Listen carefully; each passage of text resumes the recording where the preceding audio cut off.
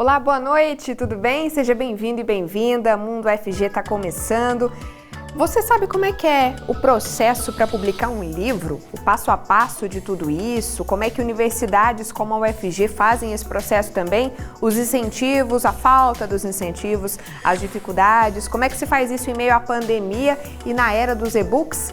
Muitas perguntas, então a gente vai conversar sobre isso hoje, o papo está bem bacana. Chega mais, que bom ter você aqui comigo.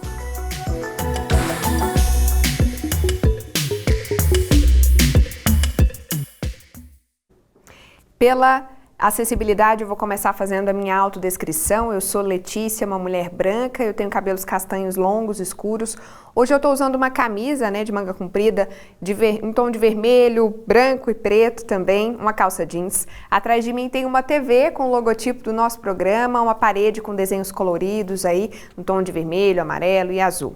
Deixa eu apresentar para vocês os convidados do nosso primeiro bloco para a gente ter essa conversa tão bacana sobre livros, né? É sempre bom falar de livro, de literatura, enfim, é muito interessante. Eu recebo então Volney Unis, integrante do Conselho Editorial da Editora da UFG e professor da Faculdade de Artes Visuais aqui da Universidade. Professor Volney, seja muito bem-vindo, tudo bem?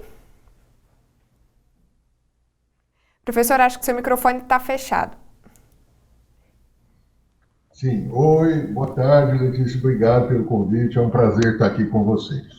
Prazer é nosso. A gente recebe também o professor Anselmo Pessoa, diretor da editora da UFG e professor da Faculdade de Letras. Professor Anselmo, tudo bem? Boa noite. Tudo bem, Letícia? Boa noite aos ouvintes, aos espectadores do Mundo UFG. Professor Anselmo, eu queria te pedir a sua autodescrição, por favor. Bom, eu sou branco, talvez, com poucos cabelos, ao contrário da Letícia. Estou com uma camisa azul. Atrás de mim tem uma janela e alguns quadros. E estou de óculos. Perfeito. Professor Volney, também queria ouvir sua autodescrição, por favor. Difícil, hein, Letícia? Bom, estou aqui, não sei, acho que não sou branco, não. Sou caucasiano. E estou mal barbeado, como convém a um professor universitário, e estou falando aqui do estudo de casa. Perfeito. E eu quero te convidar para seguir a gente nas redes sociais. A TV UFG está em todas as redes sociais, estamos para todo lado, Facebook, YouTube, Instagram, Twitter. A gente tem também o aplicativo da TV, onde você pode acompanhar a programação, entrar em contato com a gente também, tá? É bem interessante o aplicativo. E a gente está no YouTube também. Se você perdeu algum Mundo UFG ou quiser rever também programas como esse de hoje, é só entrar lá no nosso canal para acompanhar tudo, tá bom? Professor Anselmo, para gente como eu, assim, que não entende muito do mercado ou do processo da publicação de um livro, principalmente dentro de universidades, né? Como é que trabalham as editoras universitárias? Legal, acho que nós começamos bem, Letícia. Mas eu vou tentar não me perder, mas eu queria fazer uma pequena contextualização antes de responder objetivamente a sua pergunta. Nós estamos vivendo dois momentos. Um que é uma mudança tecnológica em curso. Quem trabalha comigo, você, toda a TV UFG, está sentindo isso. Você há pouco disse de todas as redes da própria TV UFG, das possibilidades das pessoas continuarem assistindo mesmo depois, né? Pelas redes, de participarem pelas redes. Portanto, nós estamos numa mudança muito veloz, já bastante avançada nesse momento, para o mundo digital. Então, as editoras, assim como os jornais impressos, também estão nesse meio de caminho. Na verdade, andamos muito menos do que os meios de comunicação, como a TV. Então, esse é um contexto internacional, que é entre o livro impresso e o livro digital. Depois é o contexto brasileiro e também internacional da pandemia. E, por último, o contexto da enorme crise financeira que as universidades brasileiras, as federais, pelo menos, passam nesse momento. Bom, dentro desse contexto todo, tanto internacional, como brasileiro e da própria UFG, e também do ponto de vista das editoras universitárias como um todo, elas trabalham basicamente, e todas trabalham dessa forma, e a nossa, claro, via submissão. Um autor tem uma obra e submete à editora, que, por sua vez, leva ao conselho editorial. O conselho editorial decide o que fazer com aquele produto, com aquela obra, com aquela submissão, se vai pedir um parecer externo ou se o próprio conselho, um dos conselheiros pega para dar um parecer. Se for assim, um conselheiro faz o parecer e, ao mesmo tempo, o próprio conselho vota aquele parecer. Ou solicita um parecer externo, mas a palavra final é sempre do conselho editorial da editora. É ela que vai apreciar aquele parecer, que pode ser, inclusive, mais de um. Só depois desse processo, que eu estou falando de forma bastante resumida, é que a obra, então, é aprovada pelo conselho da editora, e aí começa um outro procedimento, que é a revisão, o processo de revisão de língua, o processo de diagramação eletrônica, feitura de capa, de propostas de capa e, por último, a impressão. E depois, uma coisa bastante árdua, que a gente, se tivermos oportunidade, seria interessante falar, ainda a distribuição dessa obra e a divulgação dessa obra. Então, é um processo bastante complexo e bastante oneroso também. Certeza.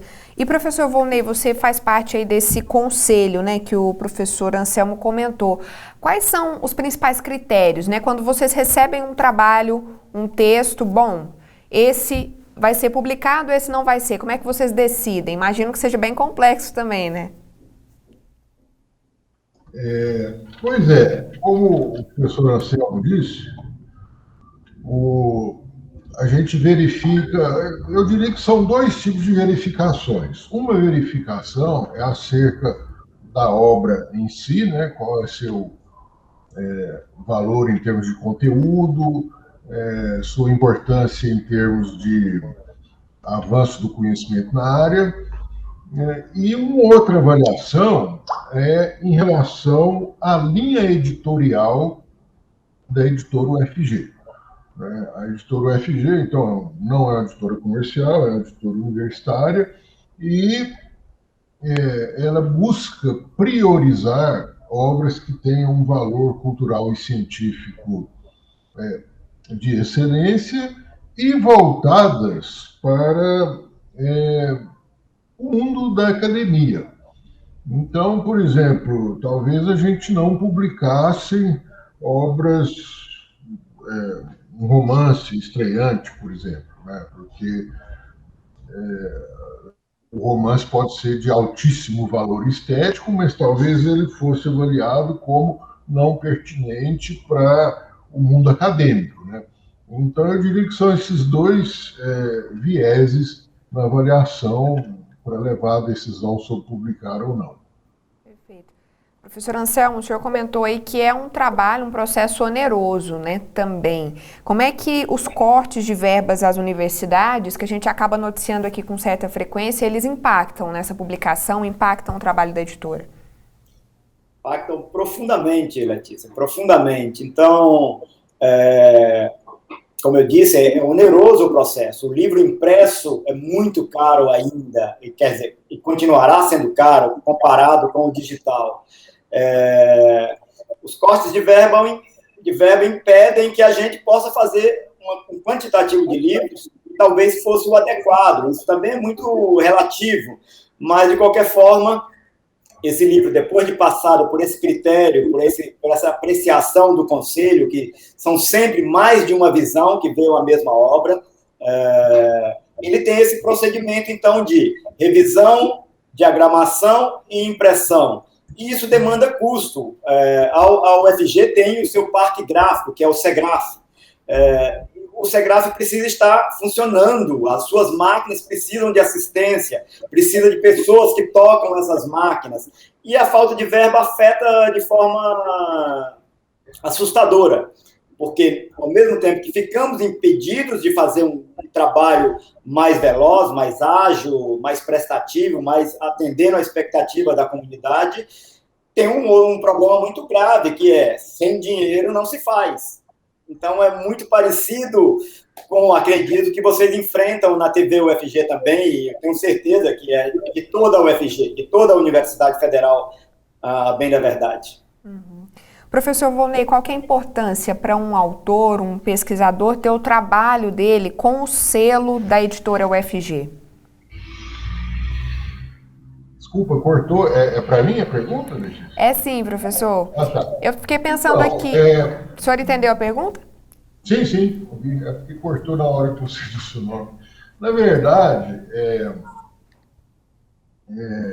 muito pertinente sua pergunta, porque hoje em dia é tão fácil a gente produzir esses objetos culturais, né? Gravar, fazer uma gravação de música, quase que eu falo gravar CD, que já nem usa mais, né?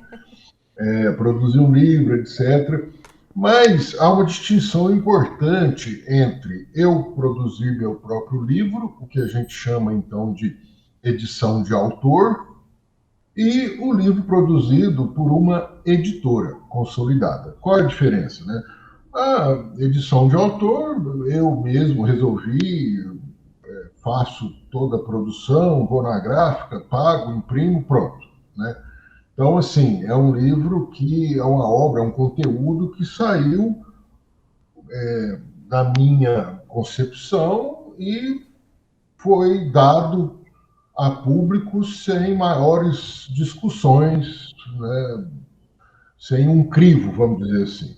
Já quando eu mando uma obra para uma editora, aí inicia-se talvez a parte mais importante do processo, que é a avaliação cega por pares. Esses três conceitos são importantes. O que seria a avaliação cega, né? Então, a editora envia para um parecerista sem identificação do nome do autor, evitando, assim, alguma suscetibilidade, né, relações pessoais, etc. Avaliação por pares. Isso significa, então, que aquela obra, aquele conteúdo vai ser enviado para alguém ou para um corpo de pessoas afeitas àquele assunto, né? Então, é uma obra que, além de ser a concepção do autor, ela vai passar por uma avaliação crítica, né? E nesse processo avaliativo podem acontecer várias coisas. A obra pode ser simplesmente recusada ou simplesmente aprovada, ou então, o que é muito, que seria a coisa mais profícua, né, iniciar-se um processo de discussão, né, com sugestões, o avaliador fazendo sugestões ao autor, e aí o que vai sair desse processo é sempre, quase sempre, uma obra muito melhor, né? Então, a diferença é essa, que é uma diferença fundamental, né? Uma edição de autor, ela conta simplesmente com, vamos dizer assim, o autor tem recurso financeiro para pagar aquela edição. Uma obra publicada por uma editora significa que o conteúdo daquela obra foi avaliado por um grupo de pessoas da área especializadas como algo que merecia ser publicado. Perfeito. Professor Anselmo, o senhor comentou aí da parte de divulgação, né? Bom, então o livro vai ser publicado, imagino que deve ser uma felicidade enorme para quem escreve, e aí está feito o processo. Quanto tempo mais ou menos que dura esse processo e como é que é o depois? Divulgar, contar para as pessoas que esse livro está disponível? Professor, eu acho que seu microfone está fechado. Acontece sempre, não preocupe. Eu queria comentar também, Letícia, sobre essa mesma pergunta que você tinha feito ao Volney, que eu acho que era fundamental também. Não que o Volney não tenha coberto bastante, mas eu queria dizer um outro aspecto. Esse é, na verdade, o sair pelo selo de uma editora que tenha critérios, porque tem também editoras que não têm critério nenhum, que também tem editoras que pagou, publicou, mas uma editora como uma editora universitária ou uma editora respeitada, o seu bem mais precioso é justamente a sua marca. Então, é o catálogo de uma editora que vai dizer da qualidade das obras que estão no seu catálogo.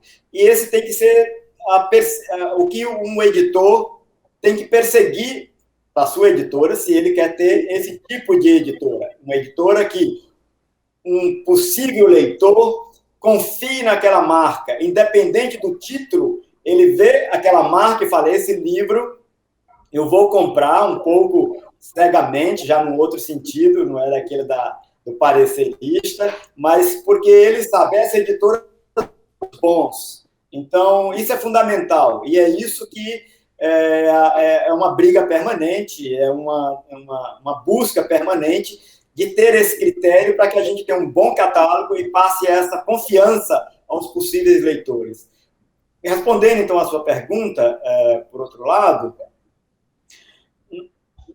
esse é um problema, desde sempre, é um problema também de todas as editoras universitárias, porque as editoras universitárias, a maioria delas, são poucas as que têm um departamento de marketing, um departamento de divulgação, aquelas visitas às escolas, aquele vendedor, ou penetrações nos grandes jornais para conseguir alguma coisa, alguma resenha sobre uma sua obra. Então, essa é uma dificuldade que praticamente todas as editoras universitárias têm. Por outro lado, com o advento, como eu tinha dito já na minha fala inicial, do digital, com a nossa página da internet, que nós reformulamos ela completamente, do zero, nós temos uma nova página, isso também possibilita que qualquer cidadão de qualquer lugar do mundo veja as nossas obras. Mas, bom, isso ok, mas primeiro nós teríamos que fazer com que as pessoas soubessem que existe a nossa página. E isso nós temos dificuldade ainda. E depois, essa divulgação via a própria página, e teríamos que ter melhores condições, e de novo a crise nos afeta profundamente também nisso, de distribuir o livro físico também entre as outras livrarias de editoras universitárias e, quiçá, entre mesmo livrarias comerciais. Isso nós não temos, é sempre uma meta a ser alcançada e que passa pela questão econômica. Para ter isso, precisa de financiamento, precisa que, além da gente não poderíamos estar vivendo essa crise tremenda, ao mesmo tempo, isso é uma decisão também da administração superior da universidade. Qual é o impulso, qual é a compreensão, tanto da administração superior, como de toda a comunidade, que uma editora universitária precisa ter?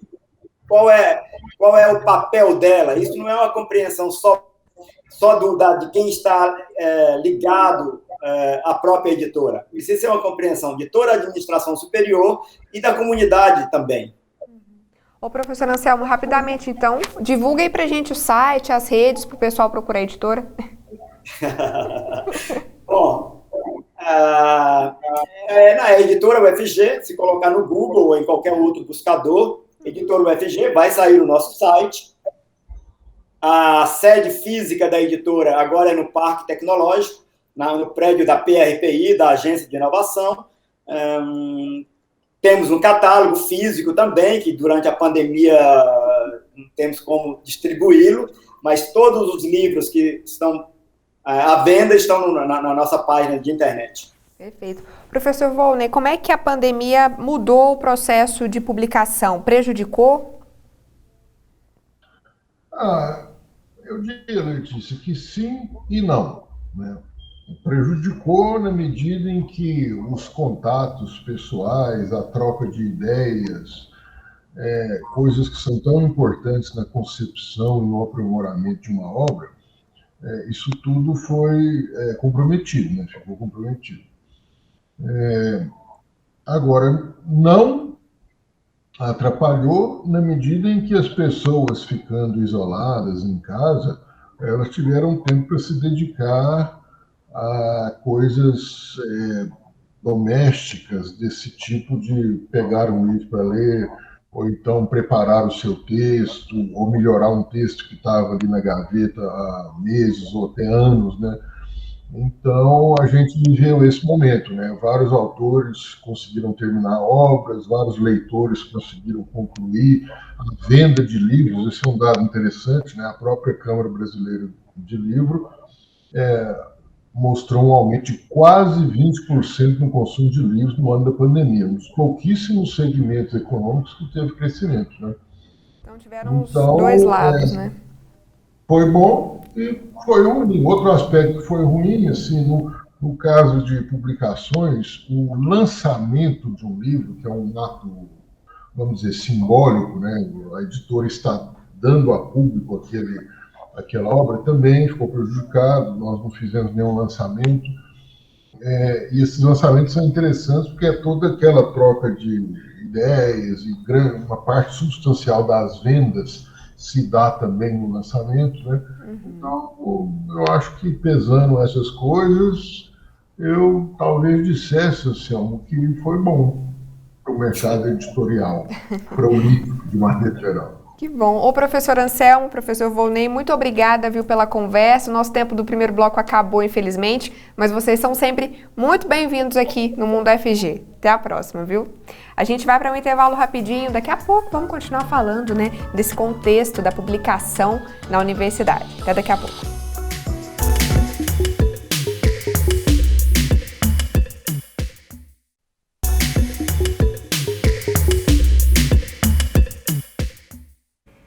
O Mundo FG está de volta, hoje falando de publicações aí, de obras, de livros, no contexto universitário, né? A gente já falou um pouquinho sobre a editora da UFG, vamos continuar esse assunto, mas antes eu quero te convidar para seguir a gente nas redes sociais. Facebook, Twitter, Instagram, YouTube, a gente está para todo lado, @TVUFG.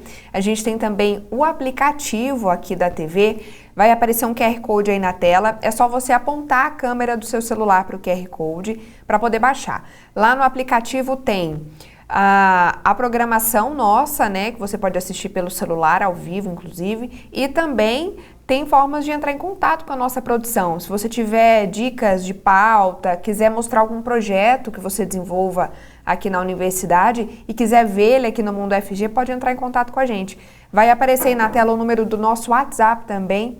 Você também pode mandar uma mensagem lá para a nossa produção e a nossa equipe entra em contato, retorna para poder combinar, tá bom? Que tal o seu projeto aqui no Mundo FG? Legal, né? E agora eu quero apresentar para vocês as convidadas do nosso segundo bloco. Ana Bandeira, coordenadora de publicação do Centro Integrado em Rede da UFG, o CIAR. Oi, Ana, boa noite, tudo bem? Bem-vinda. Olá, boa noite, obrigada pelo convite. A gente que agradece e eu queria ouvir sua autodescrição, por favor, professora. Tá. Então, eu sou a Ana, como já foi apresentada. Eu sou morena, tenho os cabelos lisos, castanhos, com algumas partezinhas um pouco douradas. Eles estão hoje um pouco abaixo do ombro. Eu estou no cantinho da minha casa, então atrás de mim tem uma poltrona colorida, com os quadros, e tem uma plantinha aqui do meu lado, aqui atrás de mim também. Perfeito. E a gente recebe Maria Lúcia Cons, diretora, acho que eu falei o sobrenome certo, qualquer coisa me corrige, Maria. Diretora do Centro Editorial e Gráfico da UFG, o CEGRAF. Boa noite, seja muito bem-vinda também, tudo bem? Tudo bem, boa noite. Sou Maria Lúcia e sou branca, descendente de europeus, cabelos cacheados. E eu gostaria de falar que tenho uma deficiência física, uma monoparesia, desde que nasci, e isso não me impediu de seguir a minha carreira profissional, de estar onde estou, à frente do Centro Editorial e Gráfico da UFG. Estou na minha casa também, em trabalho remoto, e atrás de mim tem uma pequena tela pintada pelo meu caçula de 6 anos, recentemente. Sou mãe e estou aqui para esclarecer alguns assuntos referentes às publicações do CEGRAF. Que legal. Como é que chama seu caçula, Ana? Maria, desculpa. Eloy. Como? Eloy no desenho, gente, lindo demais, muito bom. Maria, conta pra gente, por favor, para quem está nos acompanhando e não conhece ainda de perto o trabalho do Segraf. Como é que é o trabalho de vocês? Bom, o Segraf é um centro editorial completo que faz desde o serviço de revisão, de editoração, até a impressão e acabamento, seja de livros, seja de materiais gráficos diversos. O Segraf não publica só livros impressos, o Segraf também publica e-books, e inclusive, assim, desde 2019 até agora em outubro, nós publicamos mais de 70 e-books feitos totalmente no Segraf. Maravilha, é uma tendência, né? E, Ana, conta pra gente então um pouquinho do trabalho do CIAR, como é que funciona, por favor. O CIAR é o Centro Integrado de Aprendizagem em Rede, da UFG. Nós trabalhamos inicialmente com a produção, né, de materiais para cursos à distância. E aí já temos aí um certo tempo, né, de trabalho nesse sentido, e aí em função do nosso trabalho, né, da situação do que a gente tem feito, a gente expandiu, né, também esse tipo de produção que a gente fazia, que era especificamente para cursos à distância, para também atender a órgãos da universidade. Então, a gente, de repente, né, quando você tem, de repente, um edital, ou você está participando de algum processo específico que você quer produzir, né, o seu material, o CIAR também passou a fazer esse atendimento. A gente começou, basicamente, fazendo atendimentos para cursos que estavam dentro da parceria com a Universidade Aberta do Brasil. Hoje, a gente tem parcerias ainda com a Universidade Aberta do Brasil, a UAB, mas nós expandimos também para outras parcerias, com Ministérios da Economia, Ministério da Cidadania, a gente está com um projeto agora com o Ministério da Defesa, acabamos de fechar aí um teste também para a produção de cursos, e dentro desses cursos a gente também tem a produção de materiais, especificamente livros e e-books também. Muito bom. Eu queria falar um pouquinho mais dessa questão do digital, né? Maria, como é que você vem acompanhando essa mudança ali dentro do Segraf? De quanto tempo para cá que começou a ter uma diferença muito grande, os impressos começaram a ficar mais de lado, digamos assim, e o digital foi tomando mais espaço? O primeiro e-book feito no Segraf, ele é de 2013, pela editora UFG, que até então a editora UFG fazia parte do Segraf, estava dentro do Segraf. De lá para cá, 2014 é que começou a se expandir mais, e atualmente existe uma busca grande por serviços, no caso de produção de livros digitais, e-books, mas ainda é bem alta a quantidade de livros impressos solicitados ao Segraf. Então, eu percebo, assim, que há uma tendência de crescimento a cada dia mais dos e-books, mas, ao mesmo tempo, os impressos continuam sendo feitos. Há pessoas que preferem impresso, ou por necessidade ou por gosto. Por exemplo, o Segraf, ele tem feito diversos livros impressos que serão encaminhados, ou já foram encaminhados, para comunidades indígenas. Nessas comunidades, o livro impresso é muito mais interessante do que o e-book, por conta do acesso que as pessoas têm nesses locais ao livro impresso e a dificuldade, no caso, de acesso a e-books, por conta de internet e tudo que precisa. Então, assim, muitos livros impressos são decorrentes da necessidade de ser nesse formato. E outros casos é por gosto mesmo, a pessoa prefere que o livro seja impresso, e por isso solicita ele dessa forma. Bom. E Ana, você está no CIAR faz mais de 10 anos, né? Se eu não estou errada, é isso mesmo? Isso mesmo. Muita história. O que mudou, né, no processo de publicação do livro nesse tempo? Olha, muito parecido com o processo que ela acabou de comentar, né? Até anotei aqui uma colinha. A gente começou a trabalhar com e-book um ano antes, né, Maria? Começamos em 2012, o nosso primeiro e-book saiu ali ainda em 2012, usando outras tecnologias que a gente já não usa mais. E a gente tinha, né, e trabalhamos com o Segraf desde então, e aí a gente tinha uma grande produção também de livros impressos, né, todo o material didático que a gente trabalhava, organizava no CIAR para os cursos, eles eram impressos, não existia nem a possibilidade de um livro digital, né, nem um e-book. O que a gente tinha muito era aquela ideia de que, então se eu tiver um livro impresso no formato A, B ou C, e eu gerar um PDF, então ele é um e-book. Então a gente tinha os PDFs, né, os nossos arquivos, quando a gente até mandava para a gráfica para impressão, muitas vezes se tornavam, entre aspas, os nossos e-books. E aí isso foi mudando em função da demanda, em função também dos fomentos, né, que foram mudando ao longo desse tempo, e aí a gente também foi se especializando, e hoje a nossa maior demanda também é para e-books. A gente trabalha hoje com os nossos e-books, eles são multiplataforma, a gente trabalha muito a questão da acessibilidade hoje em dia. Quando a gente começou ainda lá em 2012, a gente estava aprendendo algumas coisas, né? Hoje a gente já tem uma vasta experiência nesse sentido, e a gente praticamente tem feito, acho que todos os nossos materiais em e-book. Mesmo? Todos têm uma versão e-book ou todos são e-book? Todos são e-book. Olha só.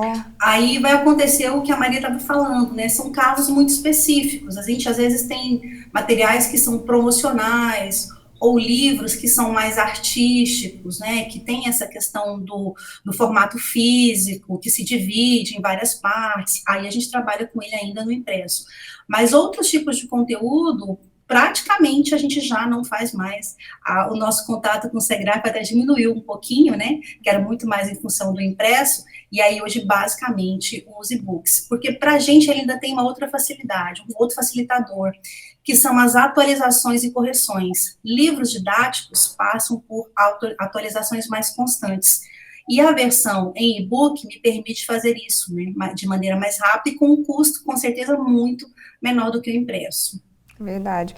Maria Lúcia, a gente fala muito de sustentabilidade, né, aqui no Mundo FG, e quando a gente pensa em impressão, a gente pensa logo no papel. O que você vê aí de possibilidades para um uso do papel mais consciente, talvez o papel reciclado, né? Acho que ele está bastante, ele está hoje muito mais uso do que era um tempo atrás, né? Então, o último pregão, nós incluímos os papéis recicláveis. Só que o valor final, como ficou na ata de registro de preço, muito superior ao papel comum, sem ser o papel reciclado.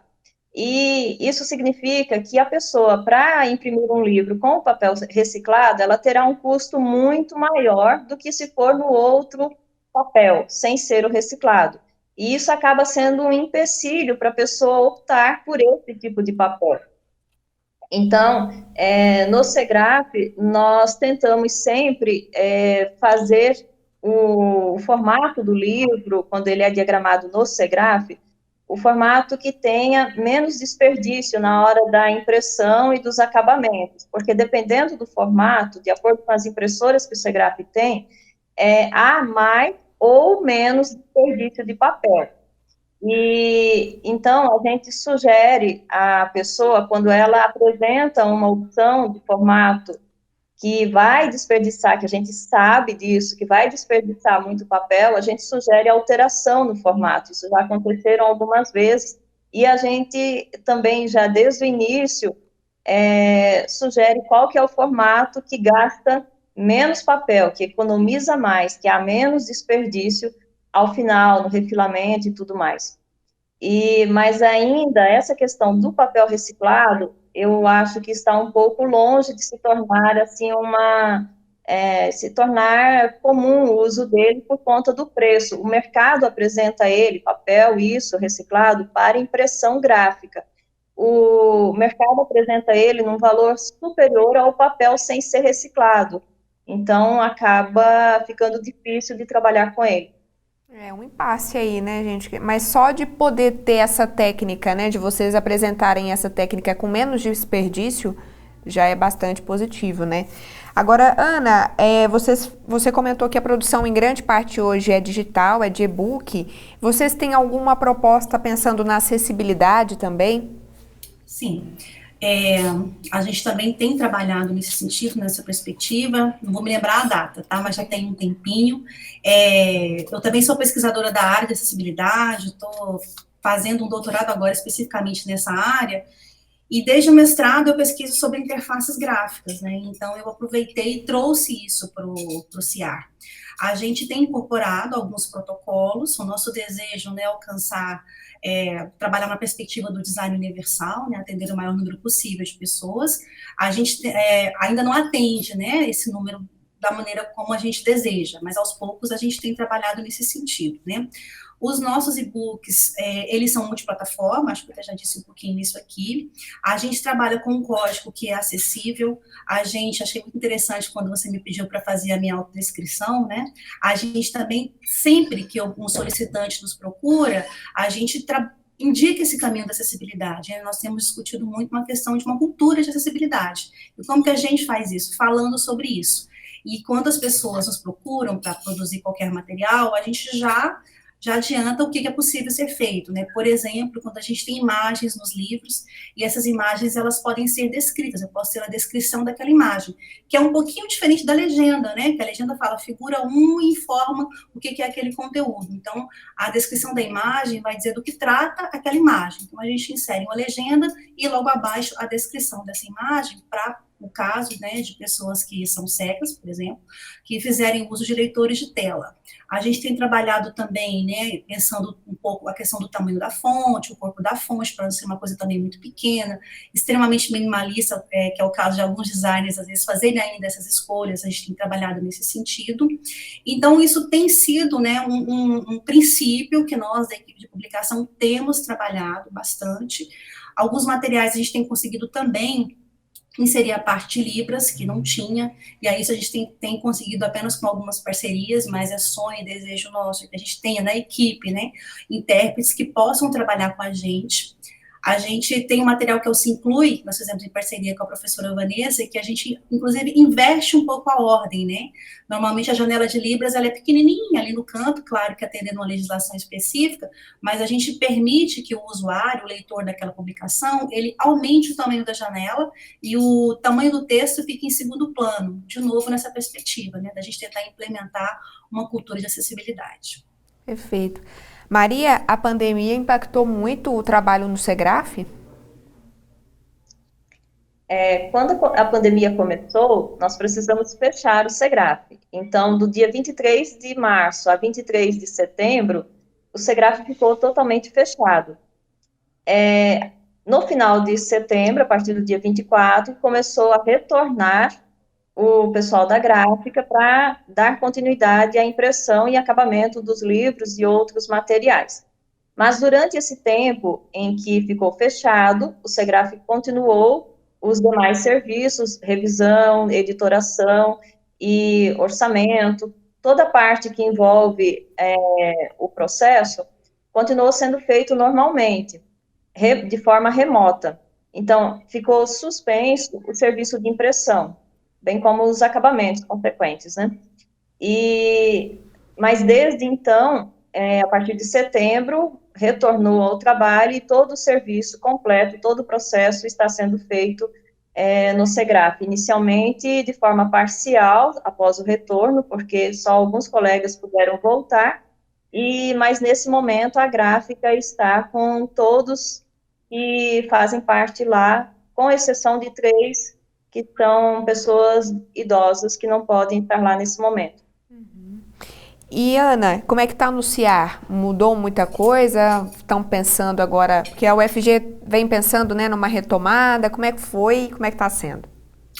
A gente começou um retorno também, a gente está num processo, agora estamos fazendo escalas, a gente começou isso, inclusive, na semana passada, mas desde o início, eu acho que nos primeiros 15 dias, a gente já se organizou e todos fomos para o trabalho home office. Não mudou muito, assim, a nossa rotina, não. Aliás, acho que a gente começou a trabalhar mais, né, um pouquinho, na verdade.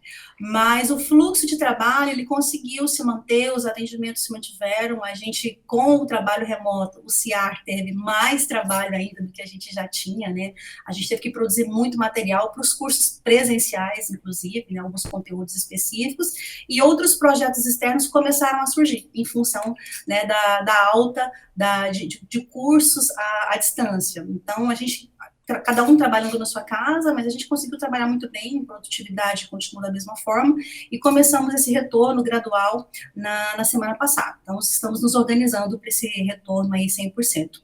Perfeito. Bom, Ana, a gente viu aí que a UFG está completando esse ano 60 anos, né? Muita história, e tudo isso fica registrado muitas vezes no que é impresso, no que é pensado graficamente. Como é que vocês veem esse papel, vocês duas, do trabalho de vocês, de registrar um pouquinho da história do que a UFG produz também? Olha, é um trabalho extremamente gratificante, porque no CIAR, a gente, quando eu comecei, né, há alguns anos atrás, a gente ainda trabalhava de maneira muito tímida, apenas com projetos de alguns cursos específicos, né? E aí isso foi crescendo e foi se ampliando. A gente atende hoje, inclusive, projetos de alunos que participam de edital. Então, a gente tem uma experiência, né? A gente está fechando um material agora que é concurso da medicina, que é um material sobre neonatologia. A gente tem tantas experiências hoje, tudo resultado de projetos, de trabalhos, de pesquisas da comunidade UFG, que estão em vários lugares, né? Os nossos e-books hoje, eles não ficam restritos a um curso que tem 40, 50 alunos. Eles estão abertos, eles são livres, né? Tem acesso livre e gratuito, é importante dizer isso, e eles estão em todos os lugares hoje. E essa distribuição da informação, de todas as coisas produzidas na UFG, elas deixam marcas, né, fazem parte da memória da universidade, e a gente vai passeando por diversos caminhos, né, a gente tem às vezes um material que vai falar, né, sobre introdução aos estudos da biologia, mas eu tenho, por exemplo, um material que vai falar sobre gastronomia, eu tenho um material que vai falar sobre anatomia, eu tenho um material que conta histórias sobre crianças. Então, acho que é um trabalho extremamente gratificante, que fica na memória e conta um pouquinho, né, do que cada pessoa que faz parte dessa comunidade UFG apresenta, pesquisa e discute ao longo desse tempo. Nosso tempo está curtinho, Maria Lúcia, mas eu queria muito te ouvir também nesse sentido. Como é que é para você perceber a importância do trabalho de vocês para essa história? É bastante interessante, inclusive no SEGRAF nós temos uma reserva técnica desde a primeira publicação da editora UFG, lá em 1978. Então, nós temos exemplares praticamente de todas as publicações feitas pela editora UFG e também pelo SEGRAF, com algumas exceções que a gente não conseguiu guardar. Mas é interessante visitar essa reserva e perceber essa história sendo registrada ao longo dos anos. E, então, assim, a UFG começou a publicar pela editora UFG em 78. Hoje, com 43 anos, essa história está registrada. E mesmo no momento da pandemia, muitas publicações relacionadas à Covid, à pandemia em si, em todas as áreas chegaram até nós. Então, eu acho muito gratificante, é muito interessante fazer parte dessa história. Muito bom. Ana Bandeira, Maria Lúcia, muito obrigada pela conversa, bom trabalho aí para vocês, seja no home office ou no presencial, que eu sei que é muito trabalho. Muito obrigada, viu? Voltem sempre aí ao Mundo UFG. A gente vai para um intervalo rapidinho, mas não saia daí, já voltamos.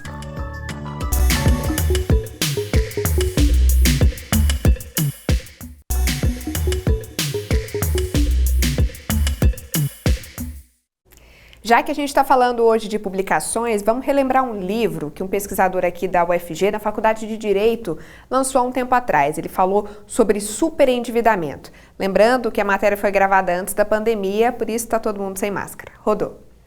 Entre as propostas para se fazer novas leis que circulam pelo Congresso, uma pretende diminuir o superendividamento no Brasil.